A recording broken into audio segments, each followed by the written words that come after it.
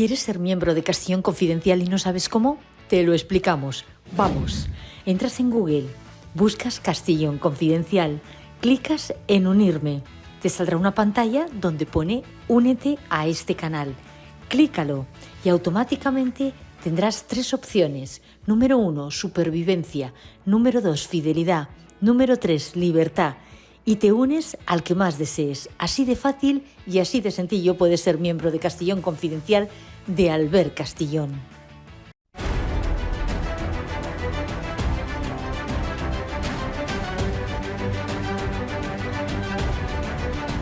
Castellón Confidencial de Albert Castellón. Bienvenidos, ¿cómo están? Gracias por volver a vernos un día más, por volver a intentarlo, por no desfallecer. Y yo sé que no es fácil ver este espacio. No es fácil. Miren, el otro día me lo decía un amigo, la mayoría de canales de YouTube con más seguidores no hablan de problemas, hablan de humor, hacen gags con mucha inteligencia e imaginación, hacen bromas. Aquí no, aquí les ponemos un espejo enfrente y para que nos miremos todos y sepamos dónde estamos. Y eso no es fácil. Es más fácil vivir en el olvido, pensar que, bueno, pues ahora está Maduro, Sánchez o Ortega en Nicaragua, pero pasarán y llegarán otros. Es más fácil pensar que no me afecta a mí, aunque me afecta, y vivir en la ignorancia. No saber es más llevadero que conocer. Y aquí intentamos no solo conocer, diseccionar, a veces como si esto fuera una mesa del anatómico forense para saber lo que hay dentro y no nos cuentan. No es fácil, pero a la vez es tremendamente necesario. Porque, miren, en España y en Europa hay miles de televisiones, miles de radios, miles de digitales. Que cuenten la otra versión de las cosas, muy pocas. No están subvencionadas como esta, no reciben ni un euro de dinero público como esta. Les atacan, les amenazan, les quieren cerrar, sacan leyes para ir contra ellos como esta. Estamos, por eso les digo siempre, en la trinchera. No es el camino más fácil, pero yo estoy muy orgulloso, cada día recibo algún mensaje de alguien que abre los ojos. Los tenemos como cerrados, estamos como en una burbuja en la que queremos controlarlo todo. En España muchos piensan, bueno, pues que Sánchez no es tan distinto a Zapatero o no es tan distinto a otros. No se dan cuenta que la dictadura avanza a una velocidad brutal y que está ya sobrepasándonos. El primero que no se da cuenta es la oposición, sobre todo el Partido Popular. Pensar que esto es un político más, peor, mejor, que pasará y se acabó, es no ver la realidad de lo que sucede cada día. Y es un poco el objetivo de este espacio. Esto no es política. Aquí no vamos a hacer un debate entre derechas e izquierdas. No, eso ya lo hacen todas las teles cada día. No. Aquí marcamos la distancia entre la dictadura y la democracia y estamos completamente seguros de que nos gobierna la dictadura. En España, en Nicaragua, en Venezuela y en un montón de países del mundo, sobre todo los hispanos, que son los que más nos afectan.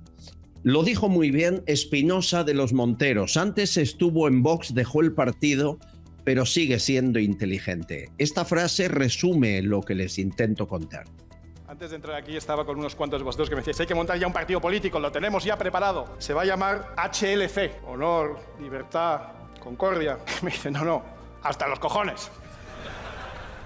Así es como estamos. Yo creo que vosotros y nosotros y todo el mundo está bastante harto de la peor generación de administradores de lo público, de políticos, de la historia, que en realidad es la principal debilidad que tenemos como país. La izquierda está manipulando de nuevo. Y de verdad que esto no va ya de política, va de vuestra supervivencia, va de la defensa de la libertad, que la izquierda ataca y la no izquierda, lamentablemente, ha abandonado.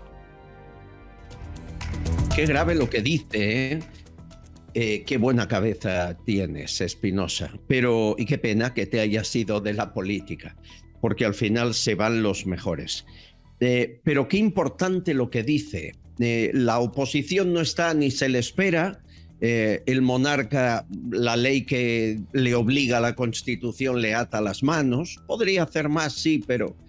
Y al final, entre unos y otros, él va caminando seguro y protegido. Estuve con miembros de la Guardia Civil que están investigando todo el lío de la UCO. Están asustados ellos por lo que encuentran y por las presiones que reciben sus jefes. No es que los próximos informes que salgan estén atados y bien atados, no. Es que les supervisan con lupa cada palabra. Y muchas cosas aparecen a pesar de y bajo riesgo de que les expulsen o les lleven al último rincón de España por hacer su trabajo. Las presiones a la Guardia Civil y a la Policía Nacional son brutales en España para que no se investigue a la familia del intocable. Miren, en el móvil de Koldo García, el portero de un prostíbulo, el comisionista, la mano derecha del ministro Ábalos, en el móvil de Koldo estaba el teléfono del director general de la policía, Francisco Pardo Piqueras, y de la directora general de la Guardia Civil, María Gámez. ¿Qué hace el teléfono de ellos en el móvil de un portero de prostíbulo? Bueno, y así todo. De no hacer nada, de mirar a otro lado, de no abrir los ojos, pasará lo que dijo Mairbot Petit, esta periodista valiente venezolana en este programa. Ocurrió en Venezuela. Aparte del cartel de los soles, tenemos que entender que en Venezuela las organizaciones criminales y celulares que son extranjeras operan, es como una especie de gran ajedrez. Y no solamente está el cartel de los soles, hay asociaciones estratégicas con el cartel de Sinaloa, con el cartel Jalisco Nueva Generación, con la Segunda Marquetalia, con el ELN, con los microcarteles colombianos, ecuatorianos, mexicanos. Pero adicionalmente a ello es importante entender que el régimen canaliza, porque tiene una economía que eventualmente podríamos calificar como una economía legal, y un espejo que es una economía ilegal. Esa economía ilegal permite que el régimen se nutra de diversos sectores que vienen exclusivamente determinados por esa alianza y coalición del crimen organizado con las agencias del Estado.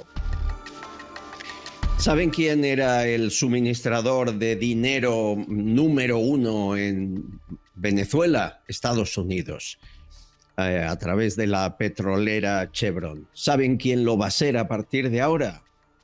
Sí, entre otros, España.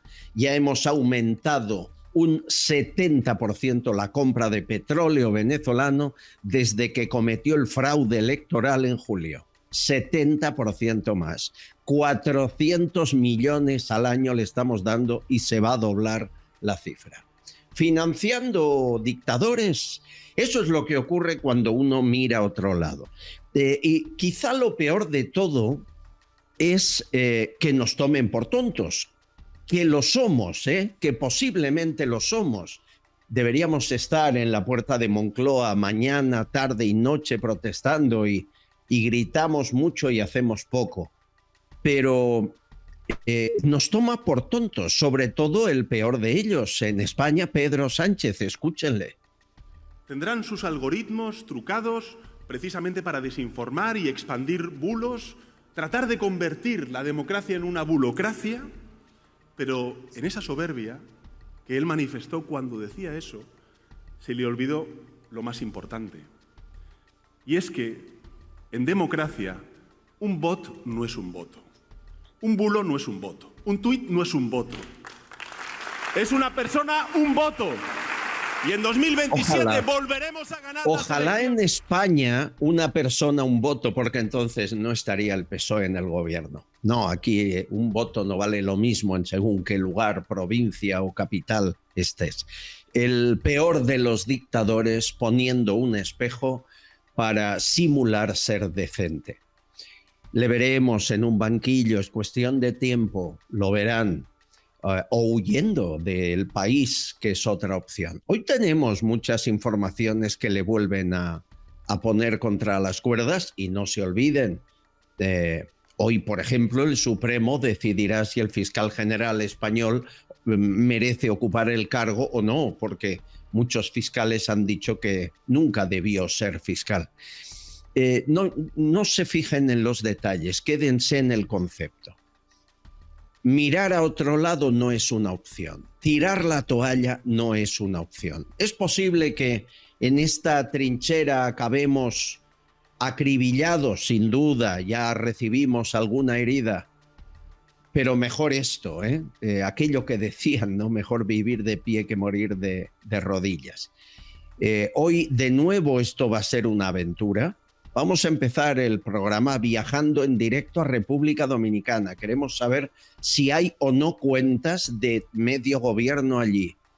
Y vamos a acabar explicando que el gobierno tiene un plan prefijado para mantener la ocupación de vivienda porque le interesa.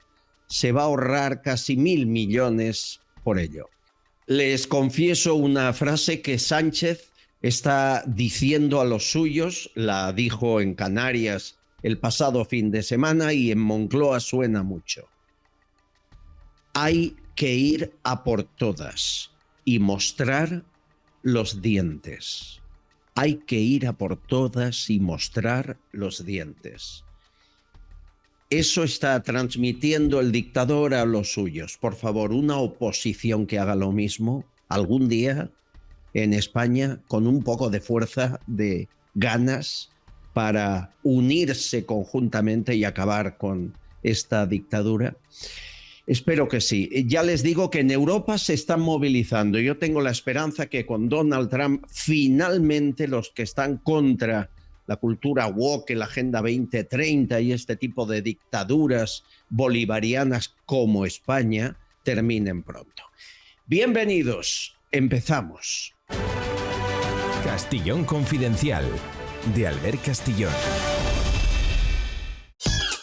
Javier Pino es una gran persona. Lleva 35 años en la joyería comprando joyas, brillantes, oro y relojes de alta gama de todas las épocas.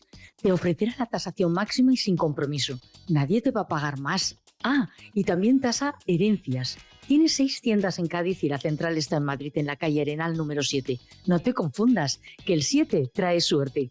En el primer piso, al ladito de la Puerta del Sol. No cierran al mediodía. Esta magnífica joyería que compra oro en Madrid se suma al equipo de Castillón Confidencial. Si quieres hablar con Javier, le llamas de nuestra parte al 91 593 0491, 91 593 0491, de toda confianza.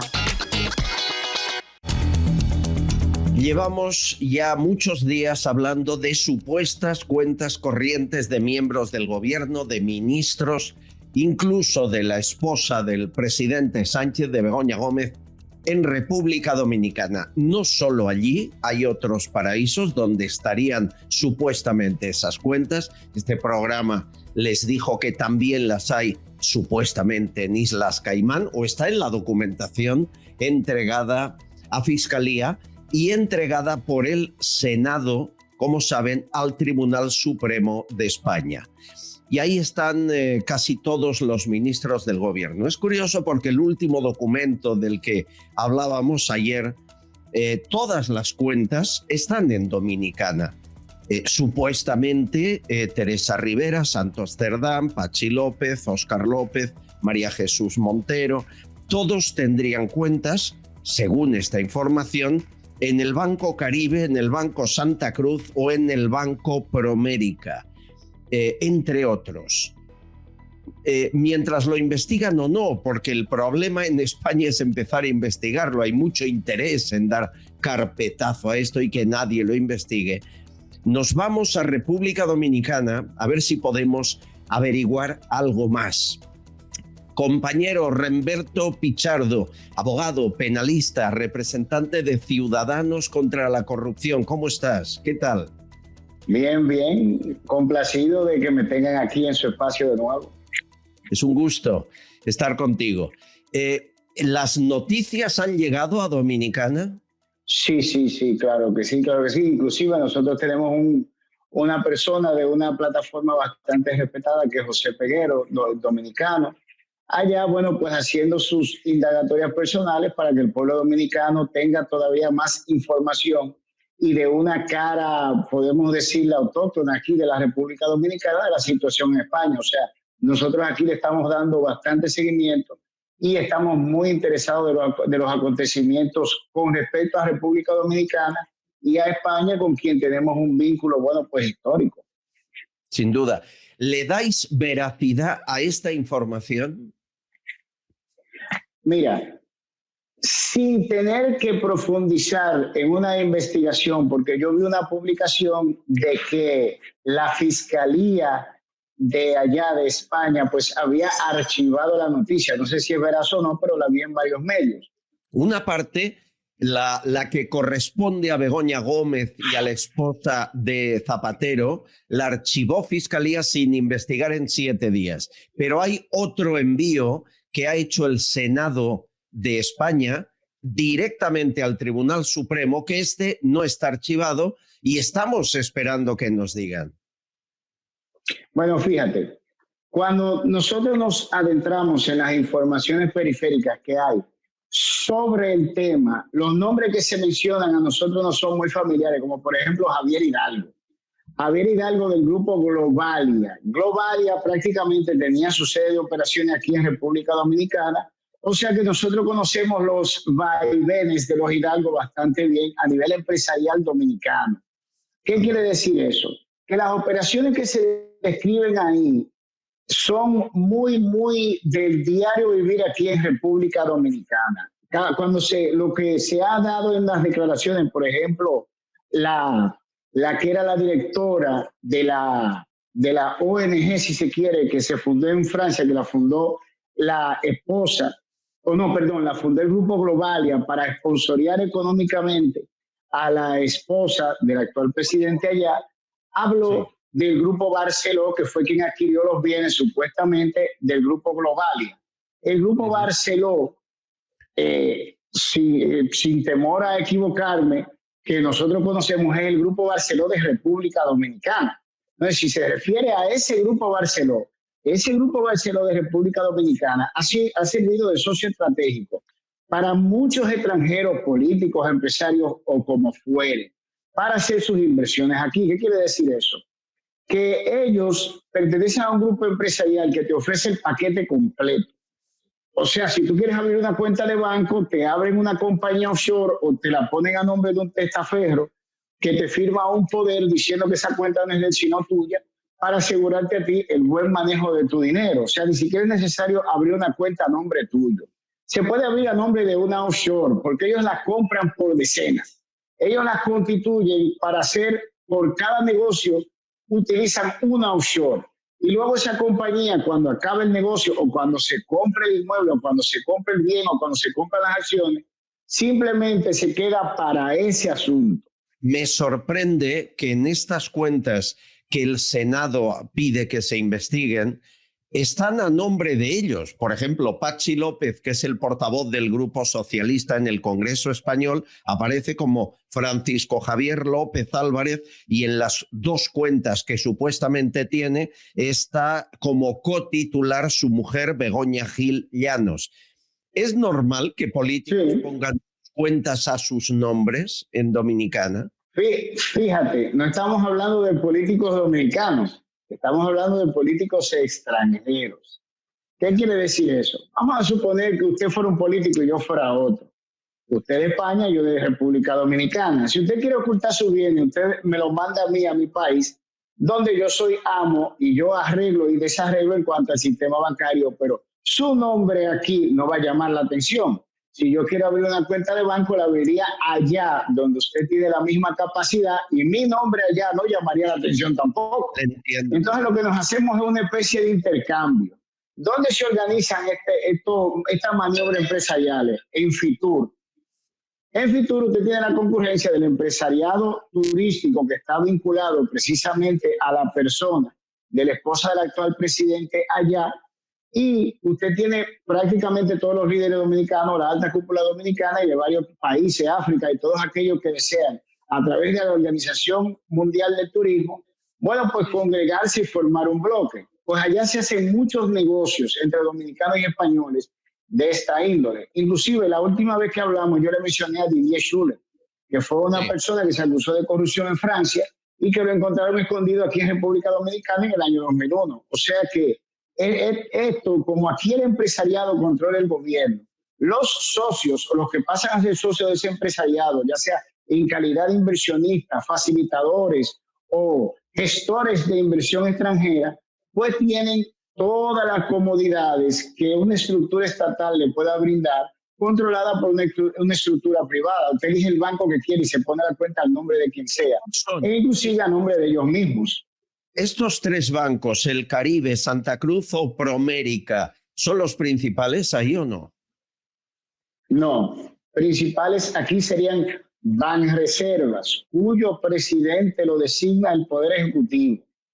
Eso significa que si usted tiene un lazo comercial con el presidente de la República, él tiene la capacidad de ordenar que Banreservas abra una cuenta a nombre suyo sin ningún tipo de requisito de chequeo, porque él es la misma persona que designa al superintendente de banco y al director del Banco Central, al gobernador del Banco Central. Que es una suposición, que si Sánchez tuviese una cuenta ahí, la tendría en ese banco sin que tuviese que... En cualquiera. ¿Verdad? Y que en cualquiera, en el que le elija. No, se encargaría de los detalles, no hay ningún problema, ¿no? Es así. Exacto, exacto. A ver, Aldama, el empresario, está intentando investigar, ha cogido una de las cuentas, la que supuestamente es de María Jesús Montero, una ministra española, 1.250.000, y espera conformidad. ¿Alguien va a colaborar? ¿Algún banco de los que he mencionado va a decir sí, esta cuenta pertenece a esa persona, aunque no digan el saldo? Son cuentas que se abrieron todas en 2022 y ninguna está clausurada, todas están vigentes. ¿Habrá colaboración? Mire, le voy a dar un ejemplo real, no una suposición. Aquí, Anonymous le hizo una publicación de unas cuentas de la que en ese entonces era la primera dama Margarita Cedeños en el gobierno de Leonel Fernández, que se encontraban depositadas en Dinamarca. Se hizo todo un revuelo por la publicación y ella solicitó una certificación al sistema bancario de Dinamarca, la cual supuestamente mandaron a República Dominicana, y el superintendente del banco de esa época la leyó y le dio copias o fotocopias a todo el mundo. Nosotros, a través de uno de nuestros miembros, le pedimos una copia certificada del documento, porque nosotros teníamos la capacidad de mandar a Dinamarca y verificar la veracidad de su contenido. Nunca nos dieron la copia certificada para hacer esa operación. Léase que nosotros, a pesar de que fue la autoridad que emitió la fotocopia, esa misma autoridad no certificó nunca su contenido para poderlo verificar. O sea que ni siquiera con una exigencia que se le hizo a un gobierno foráneo que recibieron las autoridades dominicanas, se sabe con certeza o se ha podido investigar a fondo si esas cuentas existían o no. Ahora imagínense que el control total de cualquier tipo de investigación lo tengan el monopolio esas autoridades dominicanas, que no entregan copias certificadas de documentos para uno verificar su veracidad con el emisor foráneo de ella. Eso es un ejemplo histórico de la capacidad que hay aquí. Está difícil para que Aldama lo pueda comprobar. Una cosa más. España, como sabe usted, a través de fondos de cooperación y ayuda al desarrollo, está regando con millones y millones a República Dominicana, igual que a un montón de países en el mundo.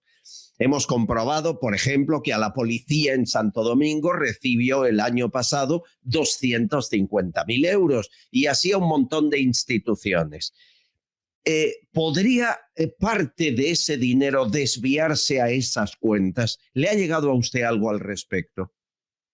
sería, si se hace, el mecanismo es el siguiente. No solo préstamos a la policía de menor envergadura. Yo hice un programa de una investigación de que aquí para el presupuesto del año 2025 se esperan préstamos. Estamos hablando de que se le autorizó al ministro de Hacienda a buscar sin el concurso del Congreso Dominicano 6.500, más de 6.500 millones de dólares en préstamos dentro del año 2025. Y parte de esos préstamos son para financiar 37 obras de construcción.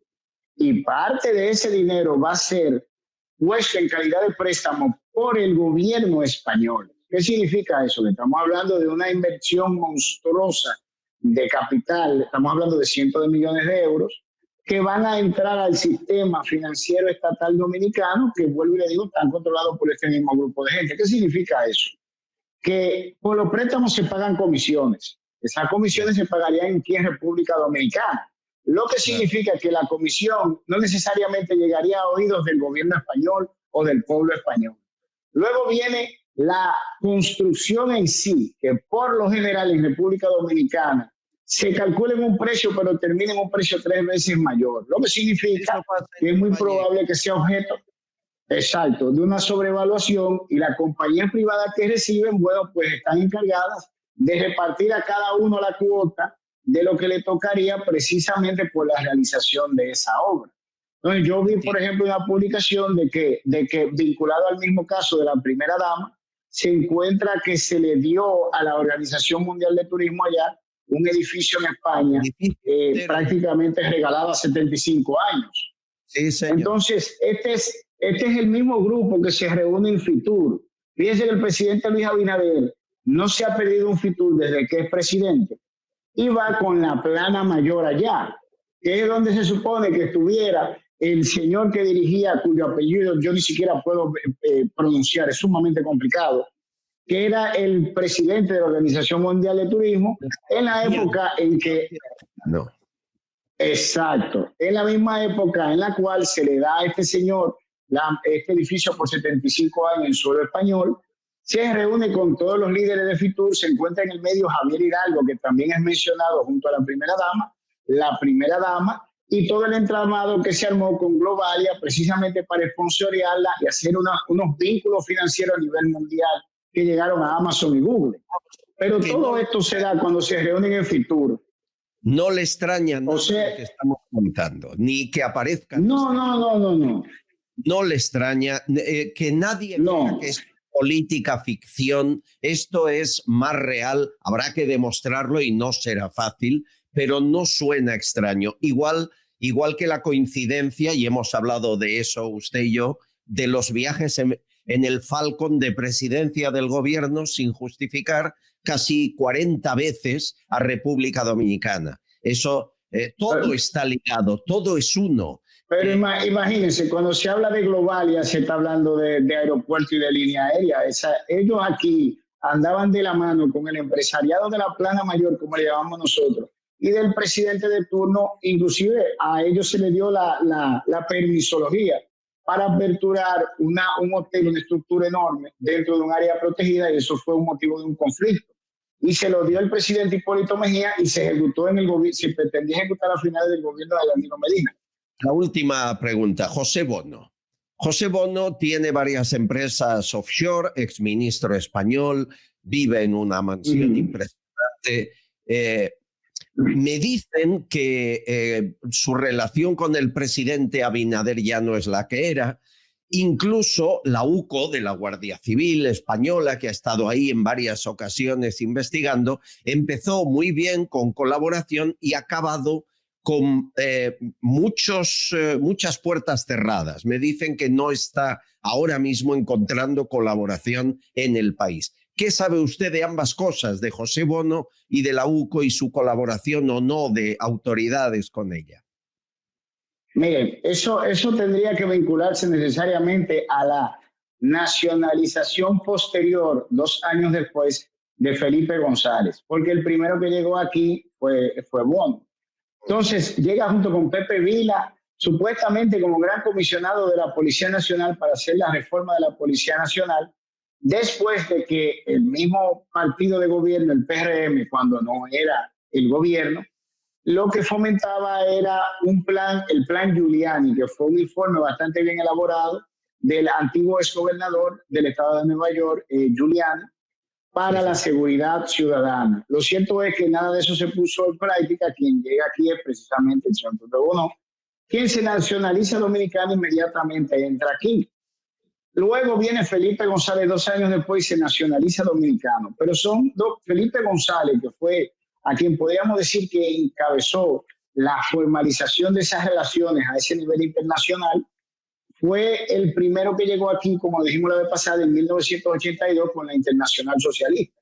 Llegó con Carlos Andrés Pérez a reunirse con José Francisco Peña Gómez, y el que iba a ser presidente en República Dominicana en 1982, al igual que lo sería Felipe González para España en el mismo año, se reúnen aquí en un hotel dominicano y celebran una de las reuniones del Internacional Socialista. De ahí en adelante vienen tras de él Globalia con el señor Pepe Hidalgo y una serie de inversionistas españoles que van hasta el mismo Príncipe Español, que tuvo vinculaciones con el sector eléctrico aquí en el gobierno de Hipólito Mejía, e inclusive el acuerdo se le llama el Acuerdo de Madrid, que fue cuando ellos adquirieron las distribuidoras de energía de la República Dominicana, del Estado Dominicano, Unión Fenosa. Entonces estamos hablando de una estructura, de unos lazos, de unas relaciones que tienen décadas funcionando. Por eso le digo que el hecho de que se encontrase una cuenta con 6 millones de euros, aquí eso ni siquiera, la cantidad llama la atención por lo pequeña que es. Cuando aquí se habla de un fraude, se habla de 100, 200, 300, 400, 500 millones de dólares. Y yo le puedo poner un ejemplo de que aquí hubo un expediente de soborno transnacional al mismo presidente de Haití en ese entonces, Michel Martelly, que se le entregaron en soborno, presuntamente se le entregaron en soborno desde República Dominicana, 5 millones de dólares para que le diera a contratistas dominicanos 500 millones de dólares en obras que no se realizaron. O sea, para que tenga una idea del grado. Sí, que Begoña Gómez solo tenga, si es que es cierto, 6 millones en una cuenta. Es una cifra... Me parece muy poco. Me parece ridícula la cifra. Aquí eso es ridículo. Y de en honor a la verdad. Civil, ¿van a encontrar colaboración o comunicación? No lo van a hacer. Bueno, mire, más fácil. Usted viene aquí a República Dominicana y encontrará más información de nosotros, la sociedad civil, y del pueblo dominicano, que lo va a hacer la UPO del gobierno dominicano. Ya. Eso es así de simple. Sí, es un muro. Querido Remberto Pichardo, vamos a tener que seguir hablando según se descubra. Cuando quieran. Gracias a usted. Es muy amable. Muchísimas gracias por su tiempo. Un abrazo fuerte desde siempre. Igualmente. Castillón Confidencial, de Albert Castillón. Bienvenidos a este país rico en el que atamos los perros con longaniza, como todo el mundo sabe, nos sobra el dinero y lo repartimos a manos llenas. Hoy tenemos de nuevo varios ejemplos de ello que les contaré en un momento. Pero antes, desde Panamá, un español patriota, como pocos, es un valiente campeón del mundo y olímpico. Mi querido Álvaro de Marichalar, ¿cómo estás? ¿Qué tal, compañero? Muy bien, Albert. Encantado de estar contigo como siempre, efectivamente desde aquí, desde la antigua provincia española de Panamá. Sí, señor. Bueno, el espíritu de Numancia lo tienes tú desde que naciste y eso es lo que nos hace falta con la que está cayendo, ¿no? Pues sí, hay que resistir porque realmente estamos ante una banda organizada de delincuentes que está usurpando todo, incluido la propiedad de los propios españoles sobre el país, igual que lo que hizo Chávez y luego Maduro en Venezuela. Se está repitiendo la historia, igual que pasó con el castrismo, en fin, es algo increíble, pero está sucediendo delante de nuestros ojos. Llevas sin pisar España desde que llegó Sánchez a Moncloa. ¿Cuándo vuelves? Correcto, desde que zarpé desde Sevilla, mi actual expedición alrededor del mundo, 2019, pues no he vuelto a España, aunque he tenido la oportunidad de ir, sobre todo durante la epidemia, que tuve que parar 2 años, cuando llegué a Florida, pero no me planteé ir a España porque, aparte de que las medidas coercitivas de prisión, porque fue absolutamente, aparte ya sabemos que ilegales, inconstitucionales, fue meter en prisión a las personas con la excusa del confinamiento, y yo no estaba dispuesto a que el tal Sánchez, pues como comprenderás, no me va a cerrar a mí Sánchez. Es que no me pasa por la cabeza. Pero bueno, para evitar cualquier problema que se hubiera podido producir, que se hubiera producido seguro, pues preferir no ir por allí. Igual que prefiero no ir por allí ahora porque claro, yo la verdad te digo, lo que más me sorprende de esta situación es la reacción tibia, cobarde del pueblo español. Es algo que me tiene muy enfadado y muy preocupado y muy triste, porque que no haya habido 7 huelgas generales, por mucho que los sindicatos no las quieran organizar, que no se haya levantado España entera, ya con la amnistía y con otras tantísimas cosas más, que no se levante España entera contra la delincuente de su mujer, del hermano y de todo su grupo de mafia, que es él, al final el jefe, es algo que no tiene sentido ni ningún tipo de explicación. Julio Bronchal igual nos la da, ya saben, perito, psicólogo, forense y amigo. ¿Qué tal, Julio? ¿Cómo estás? ¿Qué tal? ¿Cómo estás, Albert? Hola, Álvaro. Encantado de saludarte. Encantado, Igual. Julio, encantadísimo. ¿Por qué estamos anestesiados? Bueno, vamos a ver. Yo a veces, fíjate lo que llego a pensar, creo que estamos siendo parte de un experimento social a gran escala. Podría titularse algo así como ¿hasta dónde es capaz de aguantar un pueblo la ignominia? Vamos a darle una vuelta de tuerca más porque sigue sin reaccionar. Recordaréis aquel famoso experimento de Pilgram donde a un sujeto se le hacía dar descargas eléctricas en función de la autoridad de otro. Era todo simulado, pero lo que se medía es hasta qué punto la aquiescencia frente a una figura de autoridad sometía al individuo, ¿no? Y eran personas absolutamente normales que eran capaces casi de dar descargas mortales. Pues esto parecería algo parecido, ¿no? Estamos delante de un gran experimento social donde, como bien decía Álvaro, no se llega a comprender cómo somos capaces de soportar tanta corrupción, tantas agresiones, y al final realmente no sé si estamos siendo también punta de lanza en un experimento de cómo controlar a los pueblos a través de todo un programa de ingeniería social, mediática y demás. Es sorprendente porque no es un tema ya racional. Yo creo que todos coincidimos en que razones hay de sobra, como bien decía Álvaro, para 7 huelgas generales y para cosas incluso de mayor entidad. No, pues aquí seguimos sin reaccionar porque el adormecimiento, la habituación a los escándalos conforman un estado de anestesia y narcótico que nos ha convertido en un cuerpo inerte. Mira, tú me hablas desde Panamá, Álvaro. He estado revisando en los últimos 4 años cuánto dinero le hemos regalado a Panamá.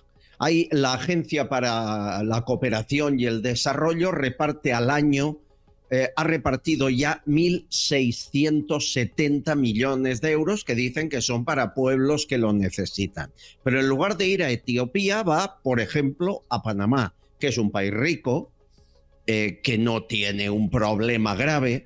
En 4 años hemos regalado 9 millones de euros de dinero público a Panamá. Y cuando vas a ver en qué, 350.000 euros a la Fundación Acciona por promocionar la energía solar, 200.000 al Defensor del Pueblo de Panamá, 80.000 a la Asociación de Mujeres Rurales en Política, $500.000 a una universidad católica para la reducción del riesgo climático, $500.000 de euros, y casi 3 millones a un centro de competitividad de una región llamada, tú la conocerás, Ngabe Bugló, creo, que tiene 200.000 habitantes, y le hemos dado 3 millones. Panamá es un paraíso fiscal, ¿no? También. Bueno, yo no creo que sea un paraíso fiscal hoy día. La verdad es que hay un control enorme. Lo que no hay ningún control es de los recursos públicos que nos pertenecen a los españoles, que, como bien dices, se regalan a entidades muy opacas, muchas de ellas nadie las conoce, y que verdaderamente habría que hacer un buen trabajo de investigación. Esa entidad que has nombrado no la conozco. Luego me la pasas, por favor, porque voy a hacer una investigación a ver qué es eso. Pero vamos, 3 millones en una entidad así es algo que no tiene explicación, vamos, no tiene explicación. Cuando hay aquí, hay pequeñas ermitas, por ejemplo, en el Camino de Cruces de la época virreinal, que se están cayendo a trozos, y ahí no hay un duro, no hay un euro de la administración para poner en pie ese legado de España, ¿no? Que no es ni más ni menos que reforzar la identidad de los panameños y del país panameño, ¿no? Porque sin sus raíces no son nada. Y como nadie somos nada sin nuestras raíces, ¿no? Y eso ahí no hay dinero. Hay dinero para todo el tema de woke, de socialismo cultural moderno, repugnante, todo el tema de la cuestión del género y todo esto que se han inventado, el tema la estafa climática, has dicho, una institución de una universidad. Hay que tener poca vergüenza, ¿eh? Es una cosa increíble, vamos. Bueno, y luego... Es increíble, vamos. Y es una cosa...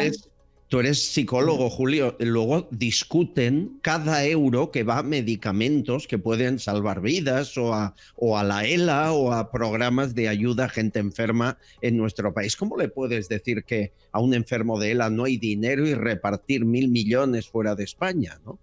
Bueno, a lo mejor siguiendo ese principio público que aplica de forma genérica el socialismo siempre, pero particularmente nuestro temible PSOE, cuando dice aquello de que como el dinero público no es de nadie, recordarás aquellas declaraciones, pues seguramente como no es de nadie, pues tampoco exige ningún tipo de control.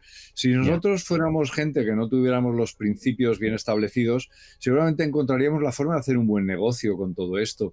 Fíjate, no más tendríamos que crear una asociación, por ejemplo, para la difusión del cocido madrileño desde la perspectiva de género, o la paella resiliente, o los garbanzos, ¿verdad?, con tomate en contra del cambio climático. Inmediatamente tendríamos ya el banderín de enganche y el embudo medio abierto. millón, es que estoy viendo.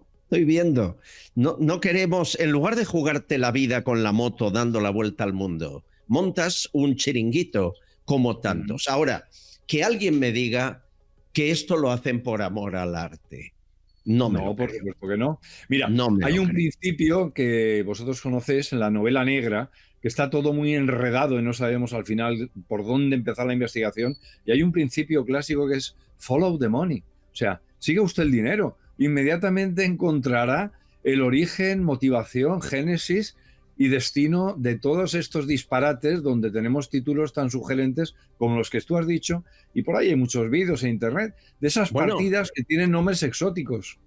Tengo una que te va a gustar, porque Salvador Illa, el hombre que era ministro de Sanidad, el que peor lo hizo de Europa, le premiaron como presidente de la Generalitat en Cataluña, y ha aprendido de Sánchez, y acaba de regalar 24 millones de euros a Marruecos, Palestina o Guatemala.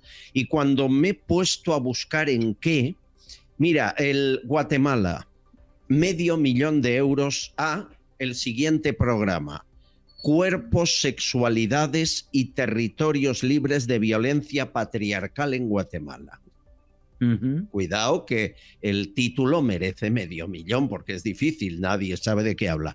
300.000 euros a Mujeres Payesas, está así escrito, de Palestina, o 300.000 euros más contra las violencias machistas digitales en Marruecos. Yo de verdad, para que no atenten a nuestra inteligencia, que pongan chiringuito 20% de comisión. Mira, aquí el único que se está ganando el sueldo en todo esto, que no deja de ser subvenciones y bajo el escudo de la solidaridad y otras palabrejas, son ayudas boomerang, pues obviamente hay una parte que tiene un retorno. El único que se lo está currando de verdad es el que crea los títulos. Esto me recuerda un poco el título de las películas porno, que también eran muy, muy ingeniosas. Sí. porque esto tiene algo de obsceno en sí mismo, ¿verdad? Únicamente es repetir una y otra vez con el riesgo a volver a caer el género, la violencia machista, y al final, ¿qué más da? El título, de lo que se trata es de poner el cazo, no es la desvergüenza absoluta, y después resulta que tú dejas de anotar un apunte en tu declaración contable en Hacienda y te persiguen como si fueras el mayor de los criminales. El resto de tu vida. Oye, por cierto, estás en Panamá y he de preguntarte, Canal de Panamá. Donald Trump dice que es de China y que no puede ser, que quiere recuperar el control del Canal de Panamá. Cuéntame qué se cuece por ahí. Bueno, el Canal de Panamá está administrado desde que el 31 de diciembre del año 1999, Panamá recuperó la soberanía sobre la infraestructura y las zonas de afectación. Está gobernado, digo, por una entidad que se llama ACP, Administración del Canal de Panamá, que es una entidad independiente a todos los efectos del gobierno de Panamá. Su administrador es un individuo que tiene mucho poder, que no da cuentas prácticamente a nadie y que se siente por encima del bien y el mal. Imaginaos que su sueldo es $26.666, aquí se llaman balboas, al dólar se llama balboa, en honor a Vasco Núñez de Balboa, descubridor del Océano Pacífico, 1513, y luego comisiones, o sea que la gente del canal, que son todos amigos míos ya, después de 21 meses de esperar que me dejen transitar, me dicen que llega a unos $40.000 al mes. El presidente de Panamá cobra 7.000. Quiere decir, es una organización que hace y deshace. Entonces, ¿qué dice Trump? Trump dice que hay mucha corrupción, es cierto. Trump dice que las tasas para cruzar el Canal de Panamá son abusivas. ¿Por qué lo dice? Porque como han gestionado mal el problema del agua, cuando hay sequía, como no han previsto, no han invertido lo suficiente en hacer que los acuíferos, que todo lo que significa el lago Gatún, que es el que alimenta, el que es la clave del canal, ¿no? Porque las esclusas lo que hacen es unir el lago Gatún, que es enorme, con los dos océanos, ¿no? Pero ahí tiene que haber una gran labor de adecuación de los acuíferos, de prevención para las sequías. Como no lo han hecho, ahora hace unos meses que hubo sequía, fueron subastando, fíjate lo que hicieron, subastaron los tránsitos al mejor postor. Y eso, claro, enfadó a muchas navieras, enfadó a muchas naciones y Trump está muy enfadado. ¿Que los chinos tienen control o no control? Bueno, yo creo que eso es una excusa que se saca de la manga Trump.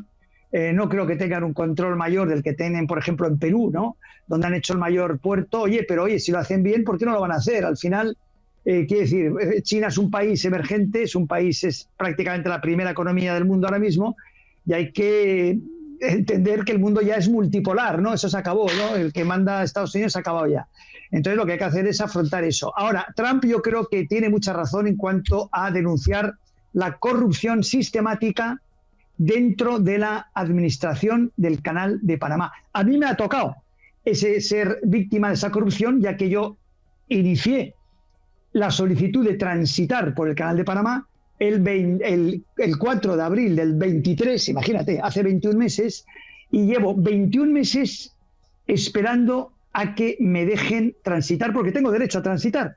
Entonces, claro, yo no puedo tirar la toalla, sobre todo porque todos los panameños me están aconsejando: Álvaro, eres un poco la persona que estás demostrando hasta qué punto está corrompida la administración del Canal de Panamá. Y acabo diciendo, o sea, yo soy partidario, como miembro de la familia hispana y como amante de Panamá, que soy, como no podía ser de otra manera, por ser miembro de la familia hispana, lo que creo es que Panamá tiene que recuperar la soberanía efectiva sobre el canal que ahora no tiene. Ahora mismo el pueblo de Panamá no está siendo realmente soberano sobre el Canal de Panamá. Es una camarilla, es una organización que son los que mandan solo en esa infraestructura.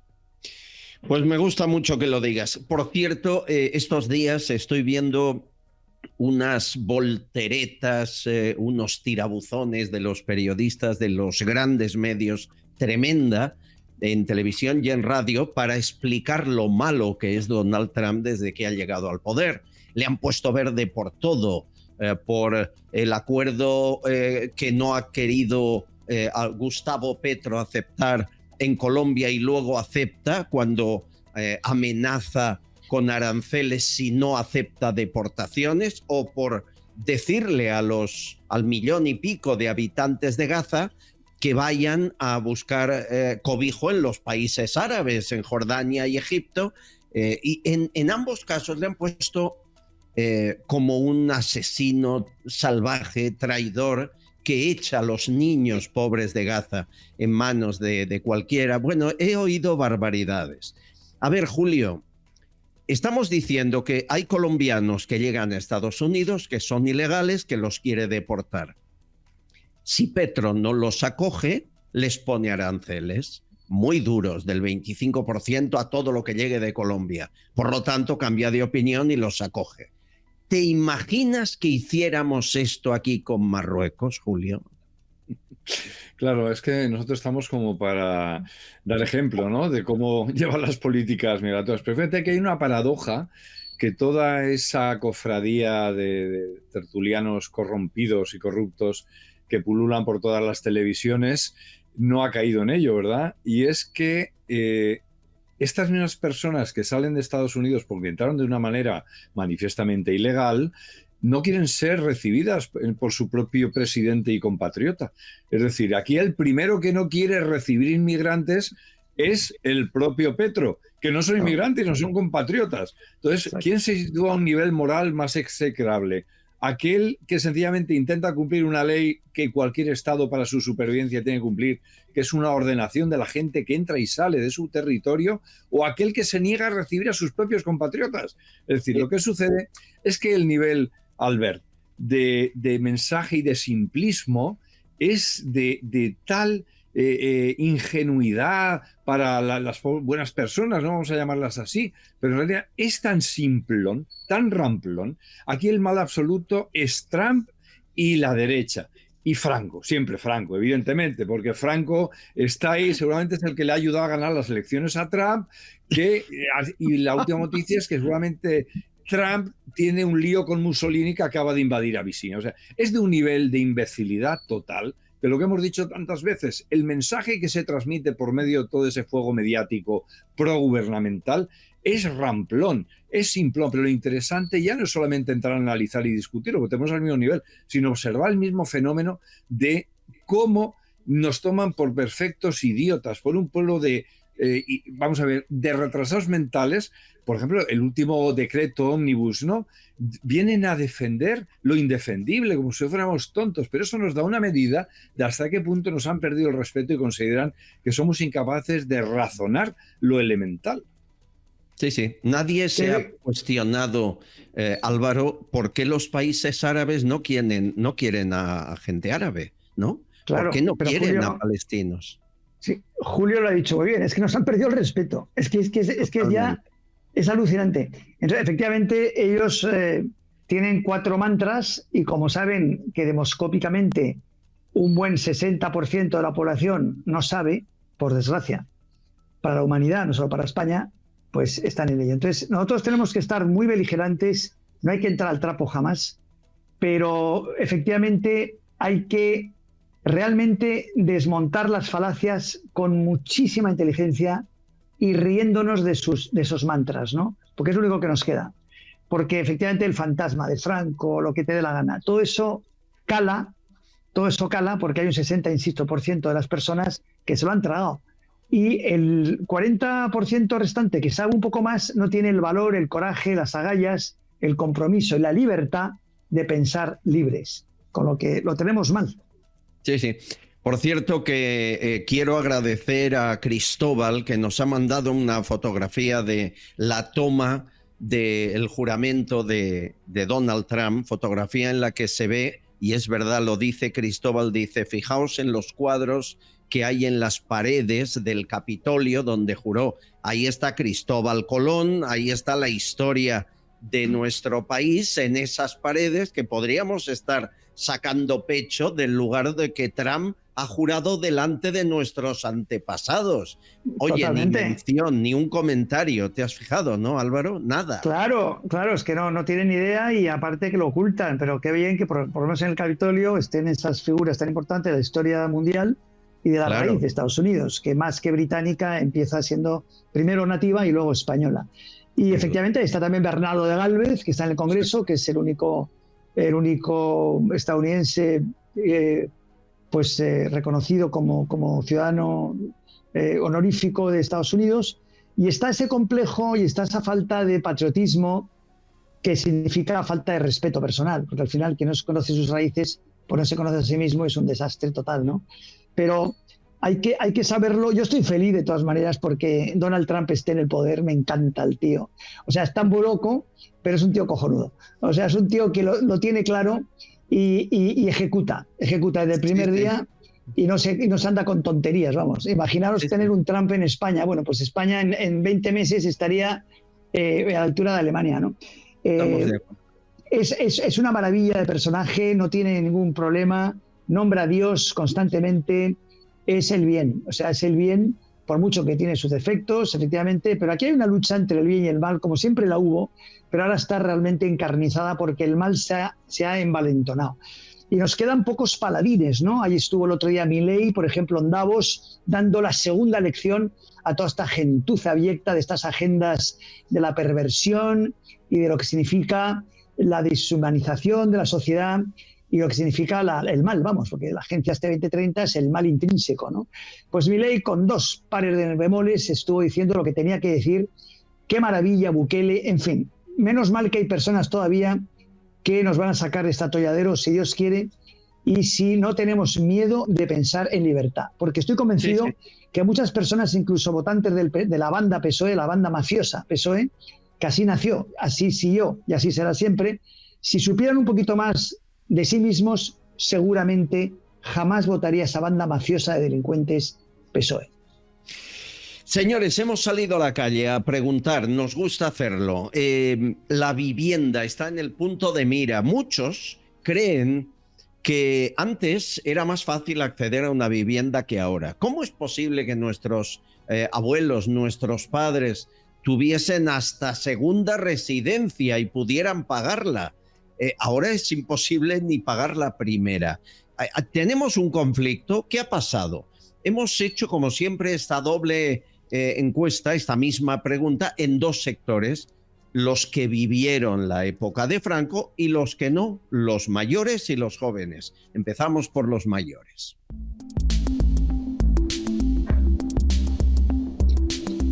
¿Piensan de que hoy en día no se pueda comprar una segunda casa o alquilar una segunda, y en esos momentos sí? En ese momento no se tenía casa. Tampoco. No. Eso no es verdad. Entonces trabajamos como burros para no tener nada. Y ahora sin trabajar sí que se meten en casas. O sea que a mí que no me fastidien los niños con que la casa es cara. Es que desde los 16 años trabajando para 3.000 pesetas que ganábamos.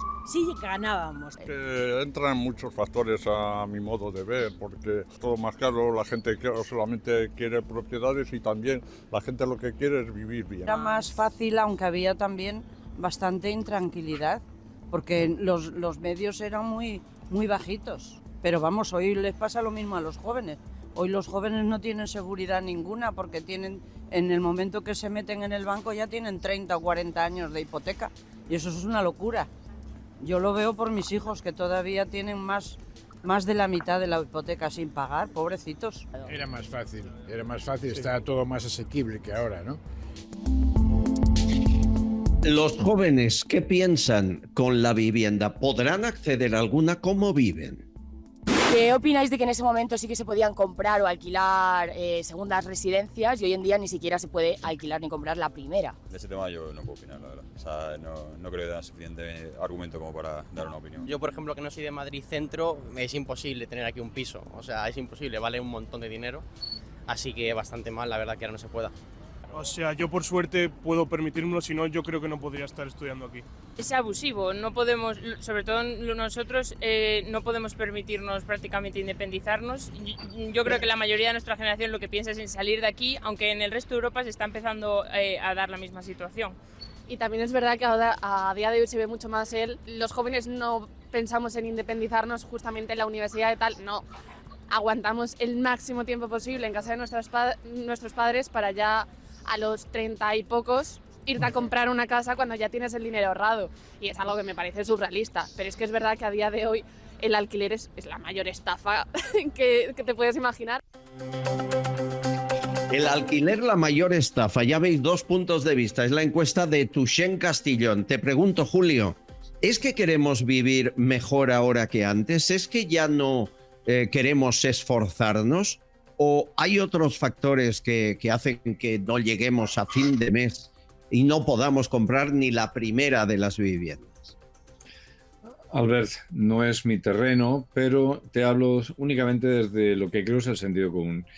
Mira, esto del problema de acceso a la vivienda no es nada más que una expresión de lo que en realidad ha sido históricamente, desde lo que fue el inicio del periodo democrático, un continuo expolio a las clases populares y a la clase media española. Es decir, mira, el otro día la clave nos la daba el doctor el doctor Sánchez, cuando dijo aquello de que la democracia había traído el doblar la renta per cápita. Y entonces dijo aquello de que durante la época final de lo que fue este periodo que llaman franquista, pues la renta era de 15.000 euros y ahora era de 30.000. Evidentemente era una estadística para necios, porque si actualizamos lo que son los elementos de ajuste a través de la inflación y otros factores, resulta que paradójicamente la renta actual, si se hubiera mantenido desde aquellos años de 15.000 euros, hoy sería de 265.000. Es decir, no tendríamos problemas de vivienda ni tendríamos ningún otro tipo de problema. Y es doctor en economía. Es doctor en economía, ese hombre. Sí, el doctor Fraudez, efectivamente. Ahí lo tenemos. Pero él solo se metió en un jardín que lo explica todo.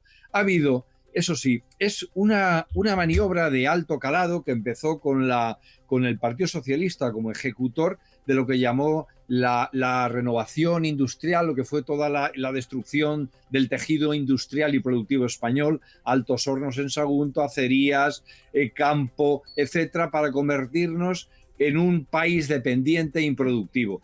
Y al final, esto de la vivienda no es más que una expresión del empobrecimiento, la depauperación de clases medias de la sociedad española. Todo lo demás es enmascarar. Mira, esto es como actúan los prestidigitadores, que por un lado te van enseñando con una mano para que prestes atención. A esto le podríamos llamar, por ejemplo, ideología de género, posibilidad de cambiarte de sexo, libertad de no sé cuánto, etcétera. Todo vano y fatuo, y sin embargo, por el otro lado te están metiendo la mano en el bolsillo, ¿no? Sí, sí. Esa es la realidad de lo que hay detrás. Evidentemente, la juventud quiere hacer su vida, quiere prosperar. Pero es que además, fíjate, hay algo muy interesante. Antes lo apuntaba muy inteligentemente Álvaro, es la lucha del bien contra el mal, es la lucha de la verdad contra la mentira. Estamos aquí envueltos en toda una ideología que nos turba, es una neblina que nos impide ver la realidad de lo que está pasando. El saldo final, ¿cómo es posible que mi padre, que era un trabajador, pudiera disponer no de una, sino al final de 3 viviendas, ¿de acuerdo? Solo trabajaba él y nosotros, con nuestra pareja, licenciados superiores, etcétera, estamos todos hipotecados. ¿Dónde está el fraude? Álvaro, ¿dónde está el fraude?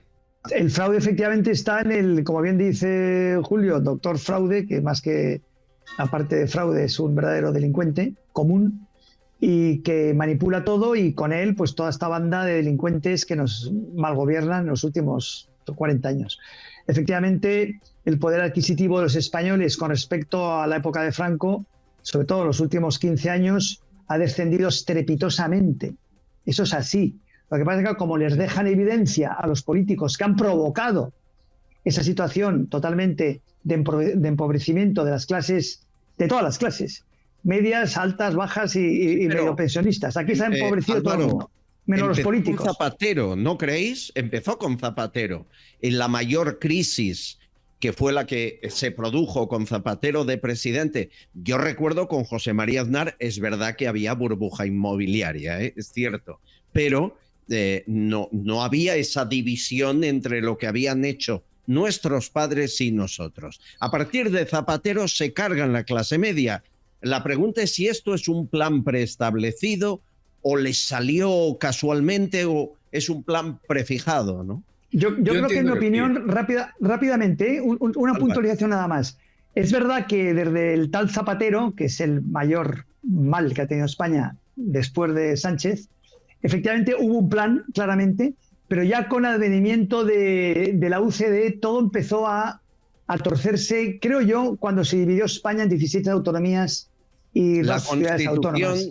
Del eso fue un 78, desastre. ya. Claro, porque eso multiplicó por una cantidad que no puede asumir España el funcionario público, ¿no? O sea, el sector público está inflado absolutamente. Es un Estado enorme que no necesitamos, es un Estado que no es necesario, es un peso, es una carga, es un estorbo, es un problema para la gran mayoría de los españoles. No lo es para los 4 periodistas que viven de él y todos los funcionarios que también maman de la teta, ¿no? Pero efectivamente Zapatero fue el primero que inició el desmantelar nuestra sociedad, desmantelando la clase media, que es el gran logro de Franco, precisamente. O sea, el gran logro de Franco fue... O sea, fuera de ideologías y de lo que quieras, el logro absolutamente claro, nítido y certificado fue crear una clase media en España. Eso fue lo que garantizó la paz.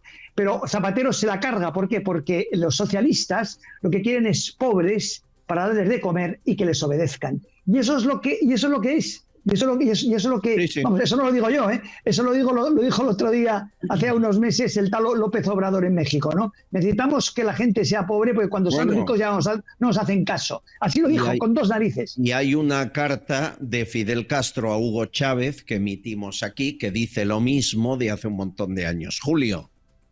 Sí, no, yo quería añadir algo más porque yo creo que además de las particularidades de nuestro país, yo insisto que efectivamente Zapatero... pues a lo mejor a nivel social, ¿no?, de generar esa tensión que él decía que era necesaria, resucitar las 2 Españas, necesita un sustrato ideológico para el control social. Pero es un fenómeno global.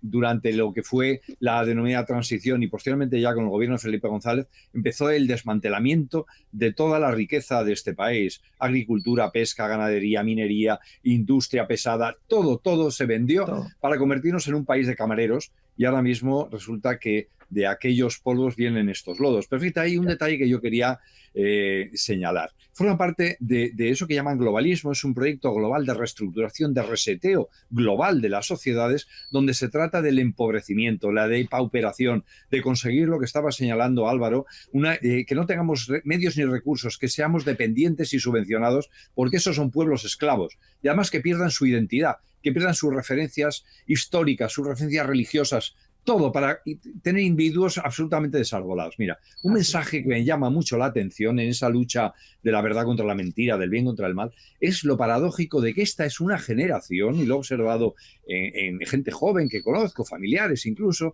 que sería la primera cohorte juvenil, o sea, jóvenes, la primera generación que aspira a vivir peor que sus propios padres. Y lo dicen de la siguiente manera, porque el virus woke los han metido ya, se lo han metido en la cabeza. No, es que el planeta no se lo puede permitir. Estamos viviendo por encima de nuestras posibilidades. Tenemos que ser solidarios, sentirse culpables por prosperar, por recibir la herencia que han peleado sus abuelos, sus padres. No, se sienten culpables. Entonces es una masa que detrás de esos mantras del tipo el planeta, la ecología, al final están pidiendo ser más pobres. O sea, es el paraíso para cualquier tirano y para cualquier tiranía. O sea, un pueblo que solicita más cadenas. Es decir, lo han conseguido a través de la manipulación ideológica detrás de lo que decíamos anteriormente, de esa prestigitación ideológica donde el planeta, Greta Thunberg, un pobre enferma, etcétera, todo esto para al final conseguir que una sociedad sea débil, desestructurada y más sometida. Bueno, me encantan vuestros comentarios y hay más también de los oyentes en un minuto.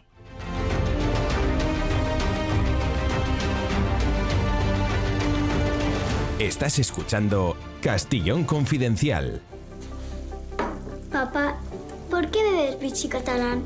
¿Cómo que por qué bebo vichy catalán? ¿Pero tú no sabes que a todo el mundo le gusta? Mira, ¿te has fijado en los cantantes? Siempre piden uno al salir al escenario. Ahora mismo personas de todo el planeta están pidiendo vichy catalán. Y bueno, los influencers son todos fans del vichy. Si hasta existe un emoticono. La gente lo pide siempre que hay que celebrar algo. Por eso a los deportistas cuando llegan a la meta se los dan de 2 en 2. Hay quien pide Vichy catalán debajo del agua. Bueno, hasta en la luna lo piden. ¿Qué? ¿Quieres probarlo? Vichy catalán. Cuando algo es genuino, se hace universal. Pidetaxi es la mayor flota de taxis de España. La rapidez y calidad del servicio está garantizada. Te bajas la aplicación en el móvil y sigues el trayecto del taxi que has pedido sobre el mapa hasta que vienen a recogerte. Infórmate en pidetaxi.es y descarga su aplicación. Garantizan el precio máximo de tu trayecto y puedes pagar por su aplicación con total seguridad. Descárgate la aplicación de Pidetaxi.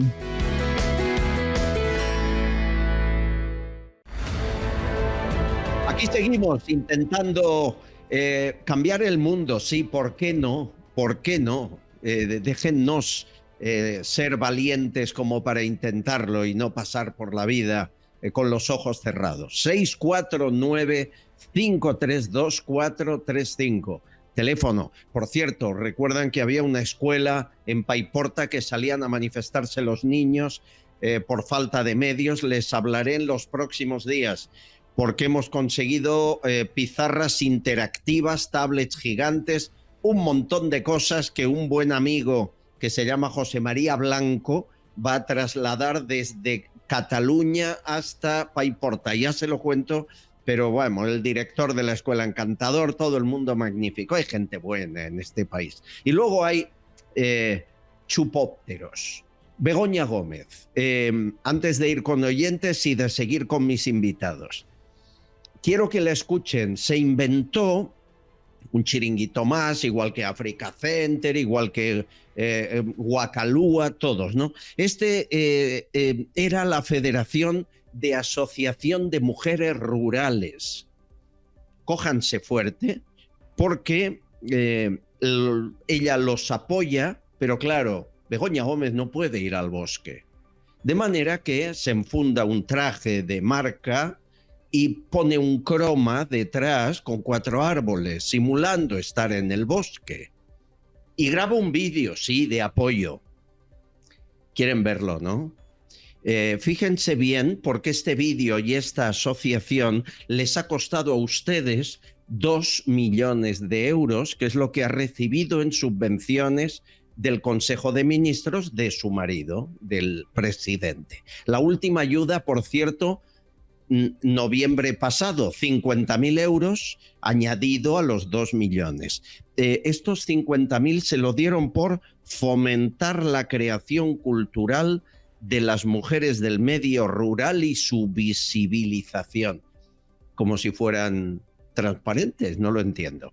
Es una información de mi amiga Luz Sela de OK Diario. No se pierdan este vídeo.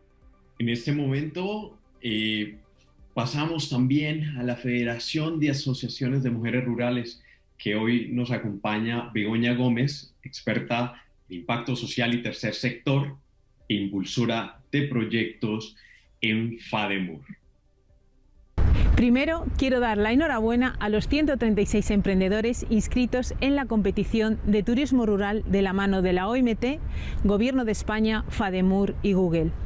El lanzamiento tenía por objetivo dinamizar soluciones disruptivas a los retos de la España rural. Todos sabemos que el turismo debe ser un vector de transformación y un instrumento de equilibrio territorial para afrontar no solamente el reto demográfico, también el crecimiento y la estabilidad económica. A ver, necesito un psicólogo. Julio Bronchal, por favor, ayúdame. ¿Tú la comprendes? ¿Qué tratamiento le podemos dar? Mira, yo en principio, porque creo que tengo buenos sentimientos, celebro que haya pasado de la gestión de prostíbulos a algo que no se sabe muy bien lo que es. No se sabe muy bien lo que es, porque es una jerga, efectivamente, que es lo que decíamos anteriormente, ¿no? Un batiburrillo de palabrejas. Sí, porque al final el prostíbulo pues es lo que es, no hay más, ¿no? Es lo que es y ya está. Y no. Esto también es otra forma de prostitución, lo que pasa es que la pagamos nosotros, ¿no? Claro. Por lo que tú has dicho te pone los pelos de punta, pero es ya descarado, ¿no? Y lo que tú has dicho del croma detrás, todo mentira, todo un decorado, pues se mueve. Yo creo que ahí sí que hay coherencia, ¿verdad? Es el título de doctor de su marido, son tantas cosas de este gobierno fake, de criminales, de una organización enquistada, una organización criminal enquistada en el poder de nuestro país. Realmente es dramático, pero hay esperanza, ¿eh? Hay esperanza. Sí. Tú antes decías que hay que cambiar el mundo, por supuesto que sí. Y esto empieza siempre por una idea, por un acto de voluntad. Y hay que despertar esa conciencia, y la audiencia que nos está ahora mismo atendiendo está en esa misión, porque son gente preparada, inteligente, informada y además con la voluntad de cambiar. Mi querido Álvaro de Marichalar sigue con nosotros desde Panamá y quiero que escuchéis mensajes sobre el rey, que eso te toca un poco, Álvaro. Contó este programa que una fundación valenciana le iba a dar un premio al rey en nombre de los valencianos, que Casa Real dijo que sí, que iban, y que, según nuestra información, el gobierno consideró que no era buen momento y que no debía volver el rey a Valencia en un tiempo. Y no ha ido. Y han enviado una carta desde Casa Real diciendo a esa fundación que si quieren venir a Madrid, pues dentro del palacio recibe el premio muy gustoso, pero que no puede ir a Valencia. Sobre esta información absolutamente contrastada que ofrece este programa, opiniones de Jesús y José. ¿Qué ocurre? ¿Que expulsarían al rey al trono? ¿Que pondrían una guardia pretoriana para que no pudiera salir del palacio? ¿Qué pasaría si el rey dice no, yo voy a recoger el premio? ¿Lo detendrían? ¿Lo obligarían a abdicar? ¿Lo amenazarían con sus hijos? La figura del rey, eso es un fascio, porque resulta que lleva lo que es la chapa, la insignia o el rosco de la Agenda 2030. O sea que no defender la figura de este títere a las órdenes de los globalistas, a ese va con el mismo juego, ese también en la poltrona. Álvaro, ¿podría hacer más de lo que hace? Bueno, tiene un papel difícil, tiene un papel muy complicado porque, como bien decía Julio y hemos comentado todos, está ahora mismo secuestrado por una banda criminal. Es que no hay que olvidarlo. O sea, lo que hemos escuchado de la mujer del ocupa de la Moncloa, que es una individua cuyo negocio de su padre, de su familia y ella misma, porque ella también trabajó, es la prostitución, o sea, es el AMPA. ¿Qué vas a esperar de eso? ¿Qué vas a esperar de eso? Lo peor. El problema, insisto, es que los españoles no se den cuenta que es lo peor de la sociedad, es la hez de la sociedad la que está ahora mismo desgobernando España. Su Majestad el Rey está secuestrado por esa AMPA, por esa mafia. Y tiene que calcular todo muy bien porque efectivamente él lo que no quiere es que estalle otro conflicto entre dos Españas, que esta gentuza del PSOE han delimitado muy bien, ¿no?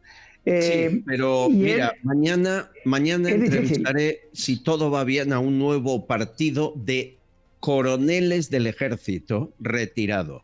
Y uno de los primeros puntos es cambiar la Constitución para darle al rey la posibilidad de que firme o no firme, según qué ley, en base a su conciencia. ¿Qué es esto de que el rey está obligado a firmar la amnistía de unos golpistas? Y lo ha hecho. ¿Cómo hemos llegado tan abajo, no? Yo creo que efectivamente ahí hay un conflicto enorme porque la Constitución se puede leer e interpretar de varias maneras, ¿no? Por eso hay un tribunal constitucional, por eso hay varios magistrados en ese tribunal. A mi juicio, el rey no debería haber firmado esa ley. El rey debería de haber al menos no sé, abdicado, como hizo Balduino cuando no quiso firmar la ley del aborto en Bélgica. Creo que se equivocó, a mi juicio se equivocó, porque esa ley desmonta la ley en España, así de fácil. Los pronunciamientos que ha tenido, el discurso Navidad, etcétera, cuando puede, pues no son suficientes a mi juicio, porque creo que la labor más importante del rey, y lo dice la Constitución, es garantizar el orden constitucional. La ley de amnistía y otras leyes que están sacando esta mafia del PSOE de la manga con los enemigos de la sociedad española van contra la Constitución, van contra la convivencia y contra la paz civil. Cuidado ese tema, ¿no? Porque son leyes que están poniendo en riesgo la paz civil. Y eso es gravísimo. Y yo creo que la monarquía tiene la principal función de garantizar esa paz civil. Y por eso yo creo que Su Majestad el Rey debería de actuar lo mejor posible y realmente empezarse a retratar, sobre todo sabiendo que más del 60% de los españoles aborrecen la gestión de Sánchez y no jamás le volverán a votar. O sea, por eso no quiere cada elección, es el criminal, claro. Pero yo creo que el rey tiene que ser, pues, tiene que hacer exactamente lo que hizo en Valencia, si es que tampoco se le pide tanto. O sea, tiene que ponerse con el pueblo, fuera de la política. Es un poder fuera de la política, es un poder aglutinador, es el rey de todos los españoles. El hecho que no le dejen ir a Valencia marca claramente las intenciones del delincuente Sánchez. Él no quiere que le vuelva a poner en evidencia el rey, que le saca pues una ventaja en todo, en talla moral y talla física y talla de todos los aspectos, abrumadora, ¿no? Entonces, el rey tiene realmente que desmarcarse de la banda PSOE. Ojalá. Mensajes de Fraguas, Juanvi y una buena amiga hablando de Sánchez. Cuando el bipartidismo gana el PSOE, tiene el poder de las urnas y el silencio sindical. Y cuando el PSOE pierde, sigue regulando el pulso del gobierno mediante el poder de la protesta de los trabajadores y el ruido de las calles por el medio sindical. Con Indra y con Telefónica controlados por este taur, yo no me fiaría nada de las próximas elecciones, ni tan siquiera controlando las actas. ¿Tú qué dices? ¿Que le vas a poner un impuesto al sudor de mi padre y de mi madre cuando se hicieron su casa? ¿Tú sabes el esfuerzo que mi padre tuvo que hacer y mi madre para hacerse su casa? ¿Y nosotros que le ayudamos? Tú dices que antes la renta per cápita era de 2,5 millones y ahora son de 5. Lumbrera. ¿Pero quién te escribe a ti los discursos? Antes con 2,5 millones se tenían 4 y 5 hijos. Trabajaban nada más que el padre. En esa renta que tú dices que había de 2,5 millones, de los 15.000 euros, pues ahí se hicieron su casa muchos. Y ahora pretendes tú quitársela. Y último mensaje, tengo muchos, pero no caben todos cada día, pero los vamos emitiendo. José, Venezuela. Pues yo creo que a Venezuela había que intervenirlo militarmente. No queda otra, porque por mucho que Estados Unidos no les compre petróleo, lo único que va a pasar es que el pueblo va a pasar más hambre, porque a Maduro no le va a faltar. Estamos muy tristes todos, y supongo que tú también, Álvaro, por lo ocurrido en Venezuela, por ver la inacción de tanta gente, la decepción que nos hemos llevado todos. Esperábamos algo más, ni demostrando que hay pucherazo, nadie mueve un dedo. Y aquí en España hay más motivos para estarlo, porque estamos convencidos que el dinero que se roba a los venezolanos patrocina el actual gobierno en buena parte, ¿no? Con lo cual tenemos una responsabilidad de denunciarlo doblemente siendo españoles. Pero la decepción sigue ahí. Yo sé que María Corina también está un poco tocada y no podemos aguantar 4, 5 o 6 años más. No, es una vergüenza, es una cosa increíble, pero es lo que está sucediendo en España, corregido y aumentado. Pero vamos en ese camino. Efectivamente, Venezuela, nación hermana, familia hispana, somos lo mismo y nos duele tanto por eso. Ahora hemos estado aquí en Panamá en varias manifestaciones, ayudando lo que podemos.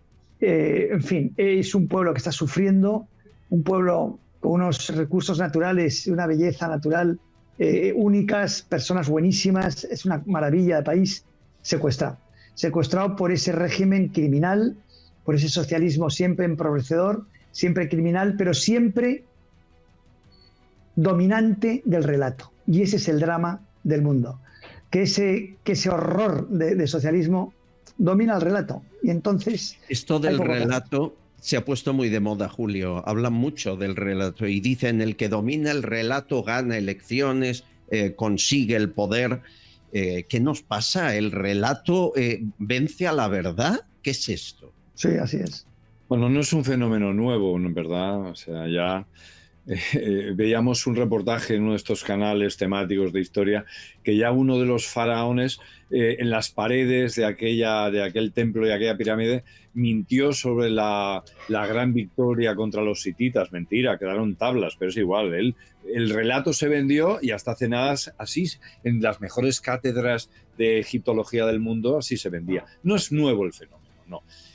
Lo que creo que tenemos que aprender es a reaccionar en el sentido de marcan el camino Trump, marca el camino Milei, es decir, hablar ya directamente sin complejos a una izquierda que no puede presumir absolutamente de nada más que de mentir y de ocultar y de sembrar los continentes, no digo en los países, los continentes de calaveras.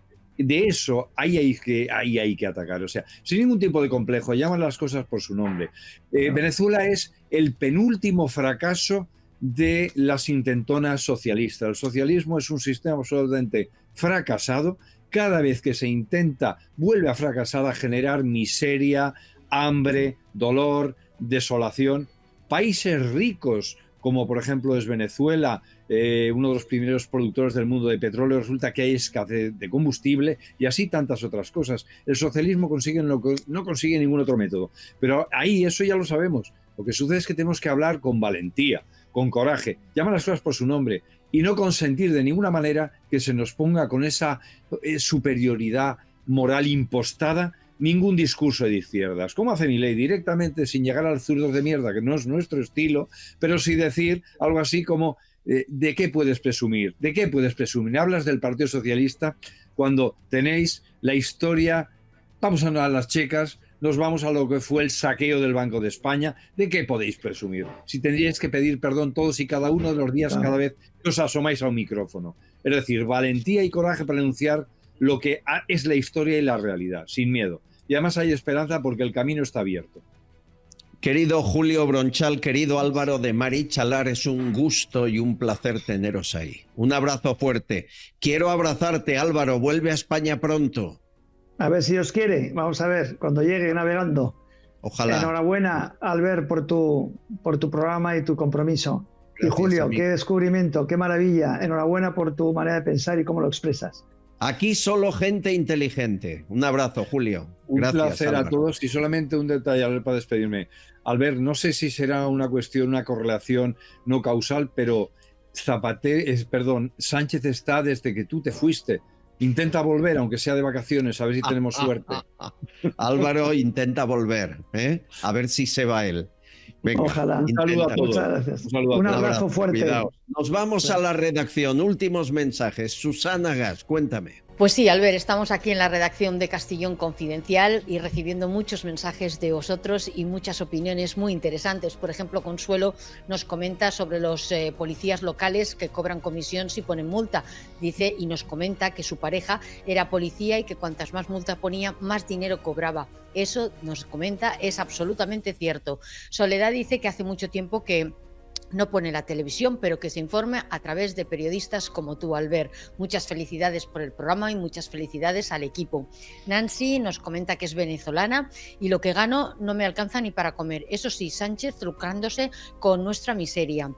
LHC dice que cuando esto pase y Sánchez esté fuera de gobierno, sería muy bueno hacer un documental recopilando todas vuestras investigaciones para que esta gentuza de corrupción del PSOE no llegue nunca más al poder.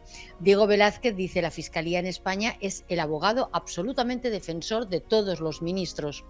Antonio dice, Albert y oyentes, obsérvense que ninguno de los que tiene cuentas se está querellando contra quien ha denunciado, porque si así fuera, el Supremo estaría absolutamente obligado a investigar. Y por último, Albert, un oyente de iVox nos comenta también, Marcus, que el problema de la inmigración en España se tendría que arreglar tomando medidas muy parecidas a la de Trump. Dice, un ejército en la frontera y la Armada patrullando en aguas territoriales. La inmigración sí, pero siempre regulada. Y recordar que os podéis suscribir a nuestros podcasts, tanto Castellón Confidencial como Confidenciales Castellón, porque cada día somos más y nos encantan vuestras opiniones. Gracias, Albert. Muchas gracias, Susana Gas, en la redacción. Y no se vayan porque, miren, la historia de Lourdes es la historia de muchos españoles que sufren la ocupación. A Lourdes le ocuparon su piso durante 3 años. Se lo destrozaron, le robaron los muebles, tuvo que gastar 27.000 euros para volver a vivir en lo que siempre fue su casa. La justicia la ha indemnizado, sí. ¿Saben con cuánto? 85 euros. es lo que le han hecho pagar a los ocupas, 85 euros. Los ocupas no piensan pagar ni los 85 euros.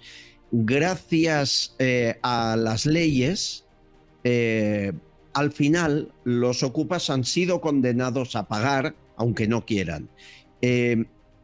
Y el régimen que ha puesto el juez es pagar 2 euros al mes. Me han oído bien. 2 euros al mes por haberle ocupado la casa 3 años y destrozado los muebles y vendido. Esto es España. ¿Se imaginan que lo de la ocupación, en lugar de ser una cuestión ideológica, fuese un plan preestablecido? Creemos que es así. Se lo contamos en un minuto. Estás escuchando Castellón Confidencial. Tenemos una buena noticia. Una magnífica joyería que compra oro en Madrid se suma al equipo de Castellón Confidencial. Javier Peno lleva 35 años en el sector comprando con seriedad todo tipo de joyas, brillantes, oro y relojes de alta gama de todas las épocas. Es una gran persona. Te ofrecerá la tasación máxima y sin compromiso. Nadie te va a pagar más. Están en Madrid, en la calle Arenal número 7. No te confundas, que el 7 trae buena suerte. En el primer piso, al ladito de la Puerta del Sol. Llámales al 689-610-756. 689-610-756. De toda confianza.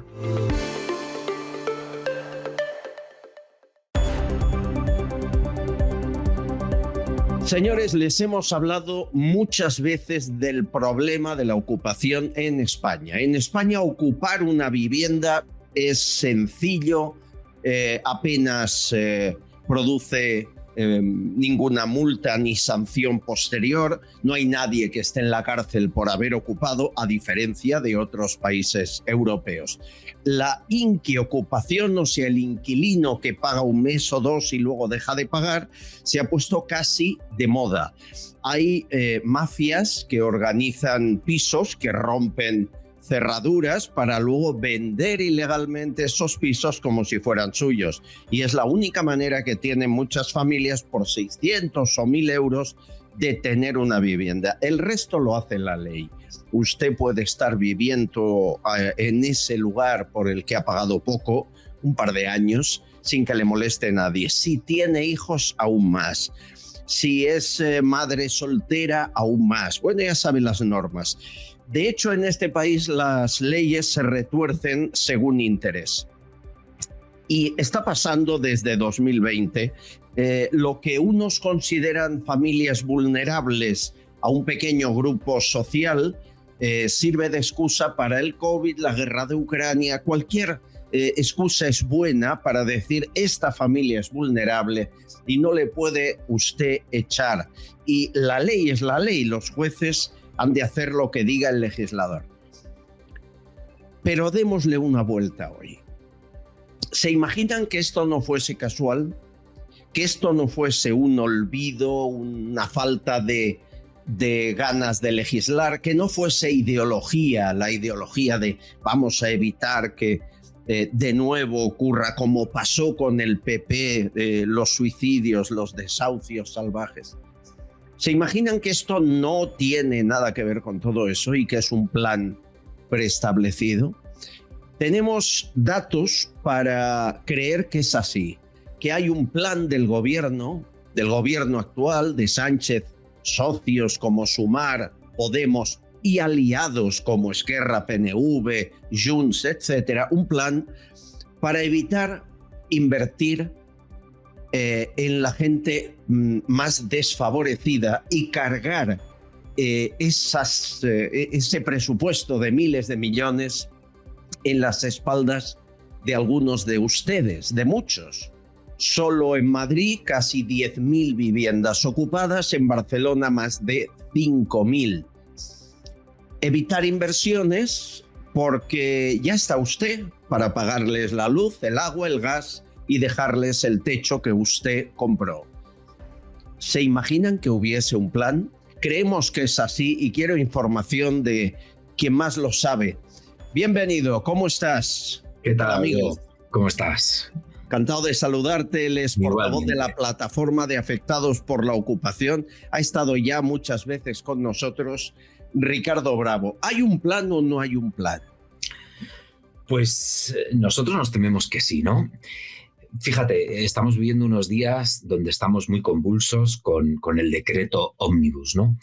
La derogación de este decreto está dando lugar a muchos debates políticos y sociales, ¿no? Pero fijaros, dentro de este decreto Ómnibus había una medida concreta que hacía referencia a la inquiocupación, a un decreto antidesahucios que favorecía la inquiocupación. Uno lo llaman familias vulnerables, que las habrá, pero la mayoría son inquiocupas. Pues bien, todo este debate, que además está llegando a unas cotas como muy tensas, desde el punto de vista de los afectados por la ocupación, pues no entendemos por qué llega a estos extremos, ¿no? Y no es ni más ni menos porque la derogación del decreto solo significa exclusivamente en relación a ocupación que el gobierno tiene que hacerse cargo de las familias vulnerables. No hay más. Es decir, al caer el ómnibus, el famoso decretazo, están desprotegidos. A día de hoy, si un juez determina hay que echarlos, ¿se les echaría en 24 horas? Pues no, eso todavía no es así. No hemos llegado a eso. No hemos llegado a eso. Tiene que haber un procedimiento judicial que ya sabemos que se extiende mucho tiempo. El problema es que con el decreto que se iba prorrogando año tras año hemos llegado a mantener a familias durante cerca de 6 años. 6 años con el gobierno totalmente desaparecido, ¿no? Más allá, ¿no? O sea, vamos a ver qué es lo que hay detrás de todo esto.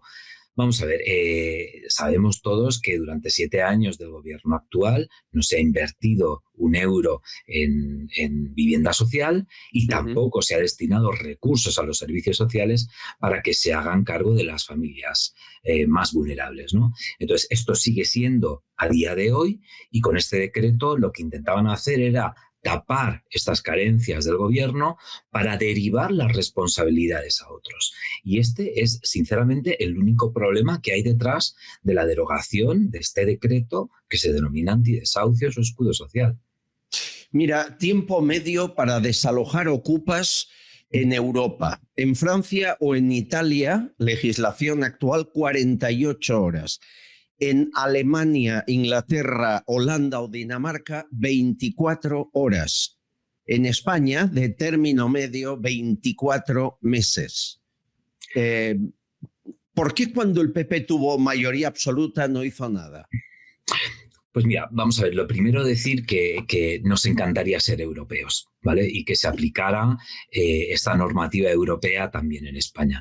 No entendemos cómo sigue habiendo una regulación que lo que hace es extender hasta la media de 2 años, ¿vale? La sentencia de un procedimiento judicial por ocupación.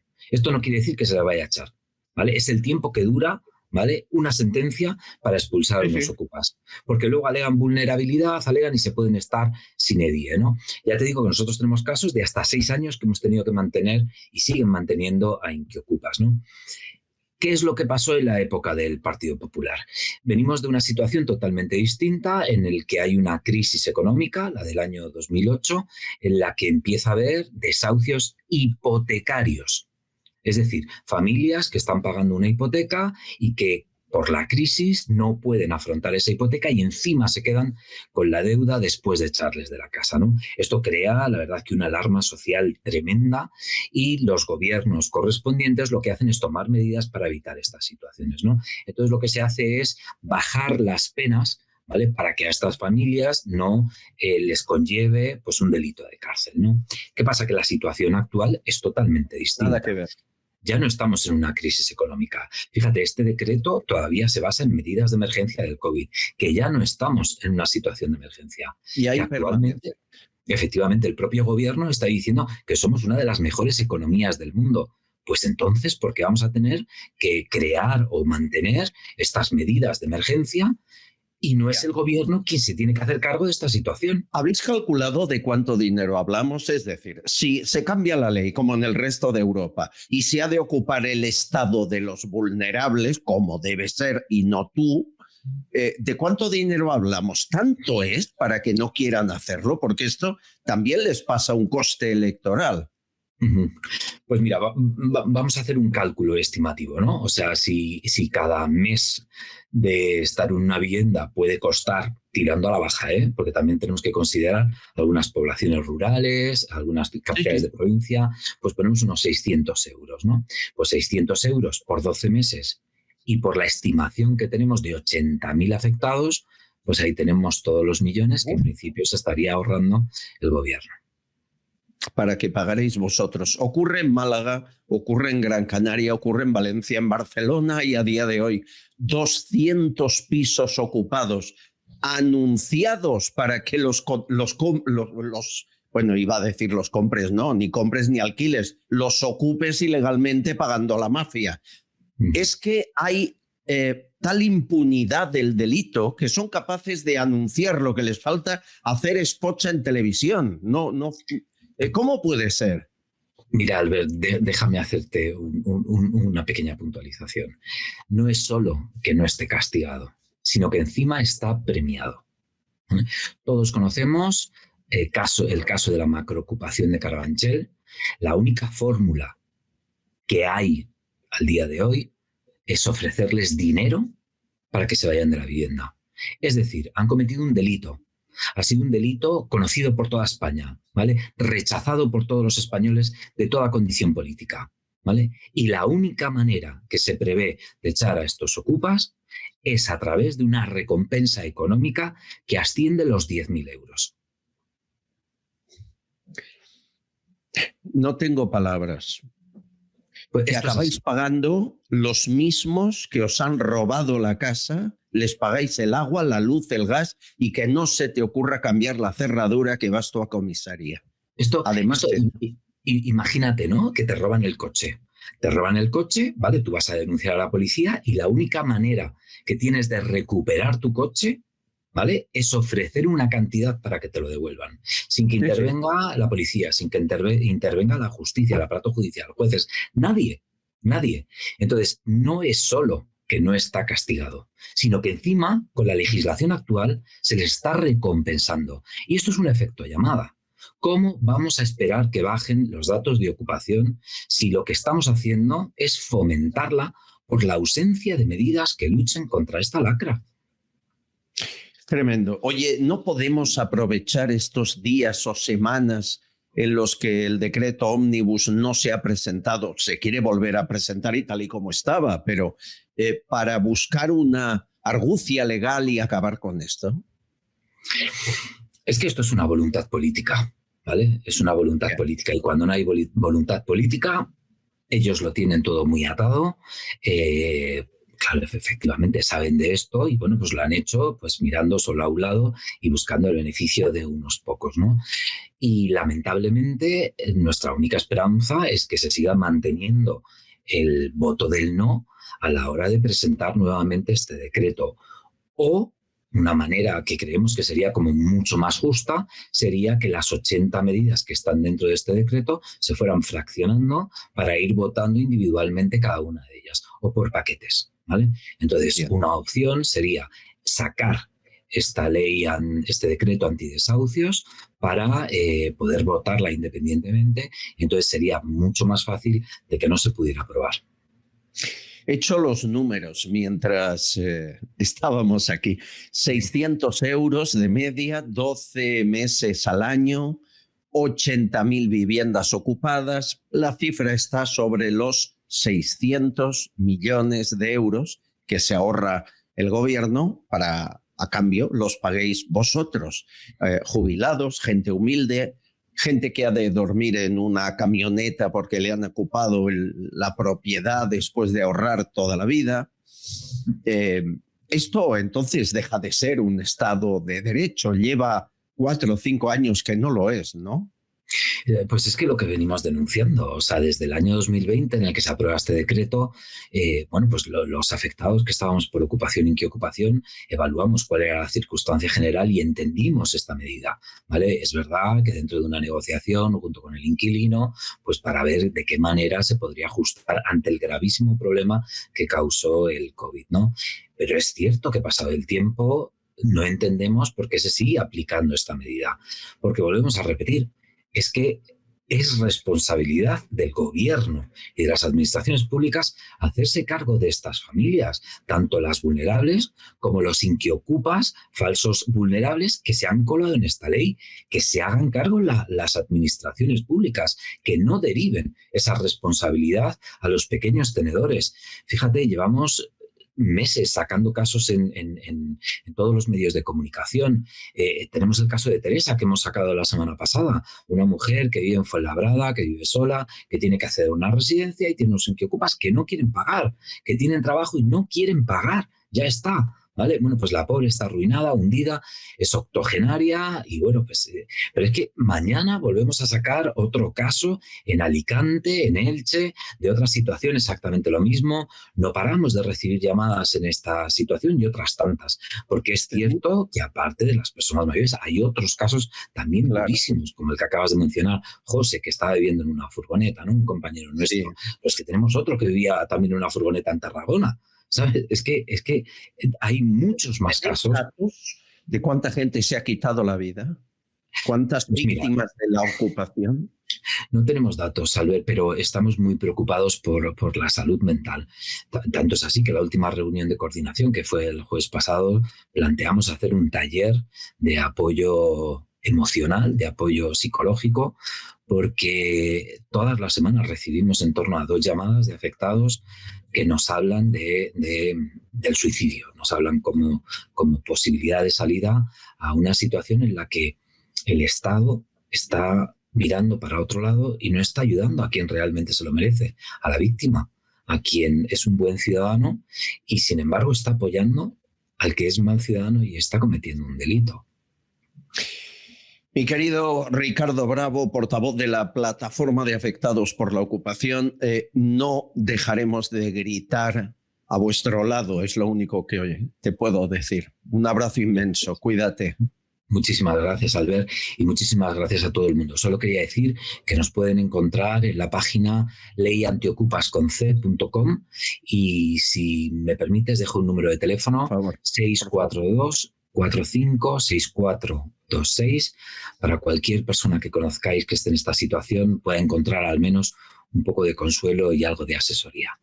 Estáis viendo el teléfono en pantalla y encantados de poder colaborar como siempre. Un abrazo, Ricardo, suerte. Muchísimas gracias, Albert. Dios, gracias por su atención, por estar ahí y prepárense a reírnos. Queremos ir siempre, intentamos con una sonrisa. Primero, dar las gracias a Rosa María Justibó y a todos, como María Amelia Ojeda, los que están pidiéndonos esta maravillosa taza que hemos hecho para vosotros. Somos confidenciales. La mandamos a cualquier rincón de España por la voluntad. Ya saben lo que cuesta una taza, lo que puedan. Y agradecidos. Es una manera de financiar este espacio con libertad y sin dinero público. Gracias. Se la mandaré a la amiga María Amelia y a quien nos la vaya pidiendo, cosa que están haciendo de muchos lugares de España.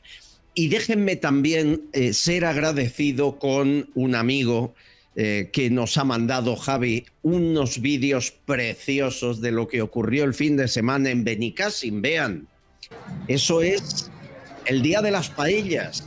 1.500 familias, grupos, amigos se organizaron en la calle para hacer 1.500 paellas y más de 35.000 personas pasando por ahí. Miren, ver que la vida vuelve poco a poco, lentamente a la normalidad, también es importante para la gente que lo ha perdido todo por la negligencia de unos cuantos políticos. Nunca hay que olvidar, pero sí hay que superar.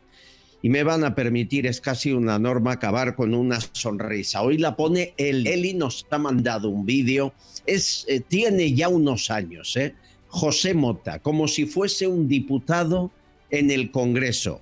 Con él les dejo, háganme caso, no llega a 4 minutos. Véanlo, porque empezarán a esbozar una sonrisa. Mañana les espero a la misma hora en el mismo lugar. Silencio, señorías. Tiene la palabra el diputado Tresguerres.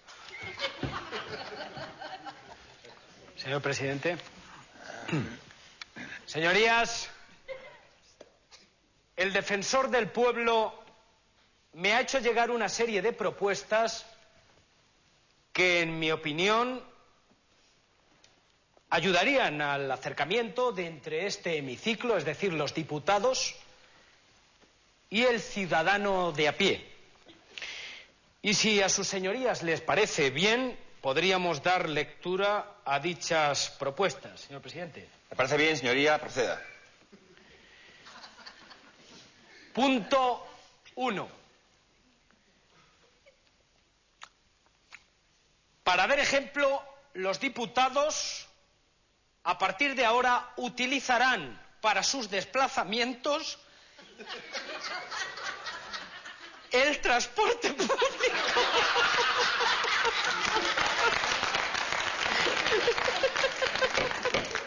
Le llamo al orden, señor Tresguerres, le recuerdo, por favor, que dispone de 5 minutos. Perdón. Le recuerdo que dispone de 5 minutos. No los pierda, señor Tresguerres. Perdón, le pido disculpas, señor presidente. Sí, perdón. Gracias, señorías. Punto 2. Ante la menor sospecha de escándalo, renunciaremos a nuestro escándalo. Señor Tresguerres,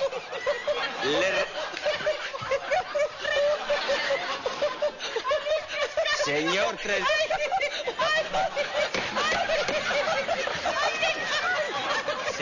Tresguerres, le recuerdo que está usted en el Congreso de los Diputados. Las bromas para el café. Silencio en el hemiciclo.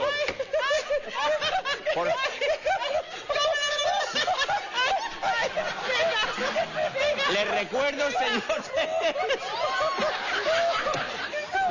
Prosiga. Silencio, por favor. Prosiga, por favor. Silencio, por favor. Perdón. Si me... Pido disculpas. Por favor, señor Tresguerres. Perdón. Le pido disculpas. No quiero... Le ruego compostura, por favor. Compostura y orden, Le pido perdón, muchas veces la cabeza se va de la calor. No quiero verme obligado. A veces... Prosiga, por favor. Sí. Silencio, por favor. Señorías... Punto 3. Que nos bajemos el sueldo.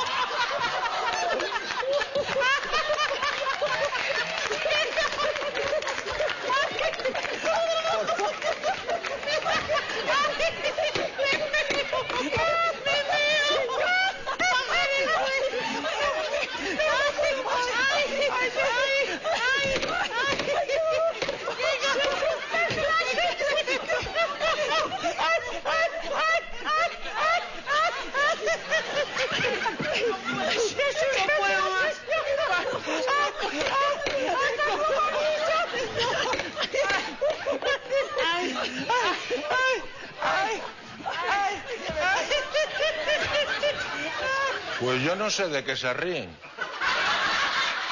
Yo hace 20 años que entro a las 7 de la mañana. Vengo en metro y gano la mitad de lo que ganaba.